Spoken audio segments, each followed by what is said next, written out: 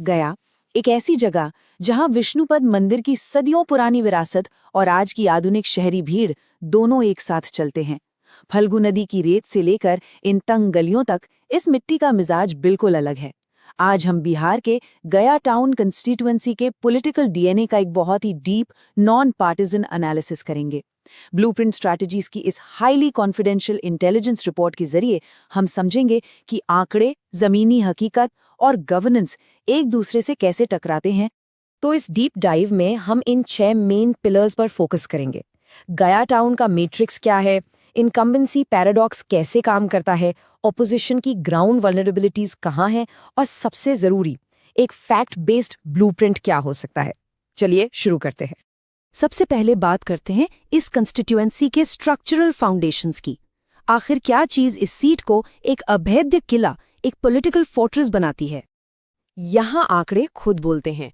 2025 के इलेक्शंस में बीजेपी के इनकम्बेंट ने लगातार 9वीं बार, 9th कंसेक्यूटिव टाइम जीत हासिल की।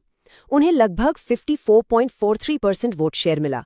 सोचिए, 2,80,000 से ज्यादा वोटर्स पर उनका पूरा डोमिनेंस है। किसी भी नेता के लिए ये किसी सपने जैसा है। अब जो बात यहाँ सबसे ज्यादा इंटरेस्टिंग है ना, वो है यहाँ का अर्बन लिटरेसी रेट 81.63%।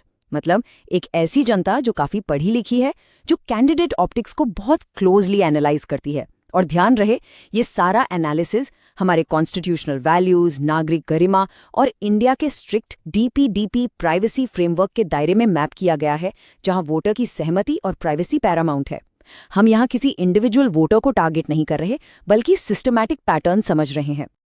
राइट, तो ये डेमोग्राफिक्स हमें इस पूरे पॉलिटिकल लैंडस्केप के सबसे गहरे कॉन्ट्रडिक्शन तक ले जाती हैं, जिसे मैं इनकम्बेंसी पैराडॉक्स कहती हूँ।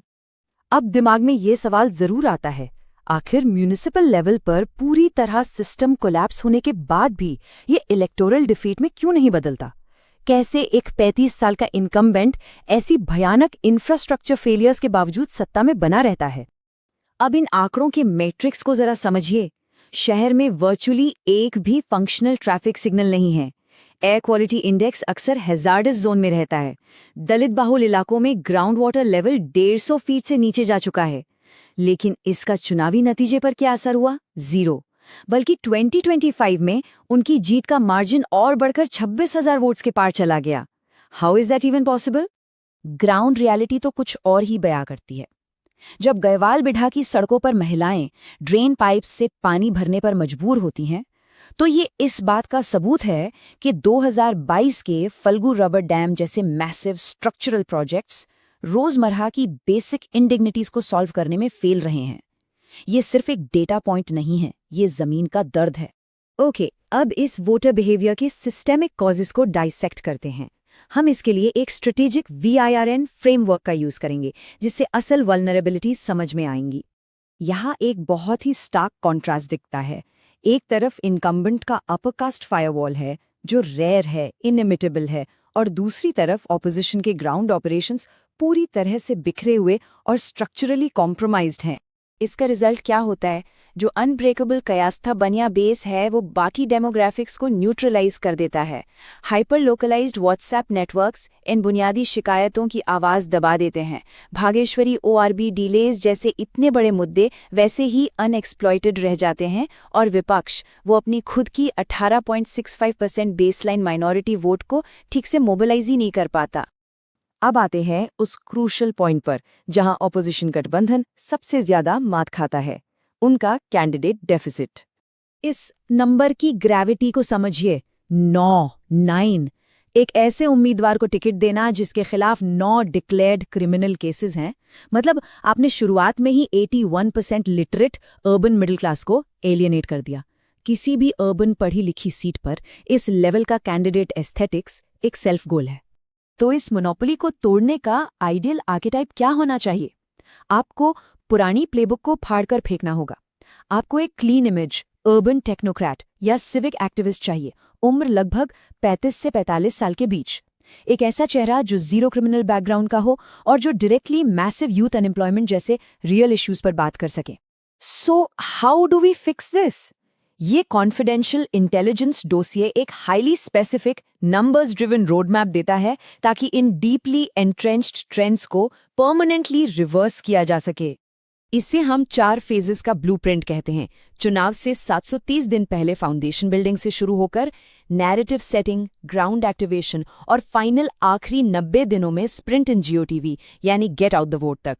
ये बस हवा में बातें नहीं हैं, ये बूथ एक्सट्रैक्शन की एक्चुअल ग्राउंड स्ट्रैटेजी है। इस 750 दिन की स्ट्रिक्ट टाइमलाइन का मकसद है स्थानीय दर्द को एक नैरेटिव में बदलना, जैसे 35 इयर्स ऑफ थर्स्ट कैंपेन या ट्रैफिक ग्रिडलॉक्स के लिए जीरो सिग्नल सिटी एक्सपोजेज। लेकिन ध्यान रहे, ये सब इन्फॉर्म्ड पब्लिक स्पीच और डेमोक्रेटिक डिग्निटी के कॉन्स्टिट्यूशनल वैल्यूज के अंदर होना चाहिए। हमारा गोल इन 43% चाइल्ड स्टंटिंग और इंफ्रा बॉटलनेक्स के खिलाफ एक constructive accountability driven voter energy create करना है। Which brings us to the ultimate vision. इस 9 टर्म इनकम्बेंट मोनोपोली को हराने के लिए इलेक्टोरल डिस्कोर्स का पूरा स्तर ही ऊंचा करना पड़ेगा। एग्जैक्टली। गया टाउन को एक रेफरेंडम ऑन सिविक डिग्निटी बनाना होगा, अर्बन नैरेटिव का एक complete takeover. And remember, if you want to become a people centric leader and uplift your constituency, get in touch with blueprintstrategies.ai at mgr@blueprintstrategies.ai or call 080-4204-1602. Purpose beyond politics. तो मैं आपको इस एक deep question के साथ छोड़ता हूँ। क्या गवर्नेंस और अकाउंटेबिलिटी की ऐसी फैक्चुअल डिमांड सच में दशकों पुरानी वोटिंग आदत, उस एंट्रेंच्ड पॉलिटिकल कंडीशनिंग को तोड़ सकती है? इस एनालिटिकल डीप डाइव में मेरे साथ जुड़ने के लिए शुक्रिया।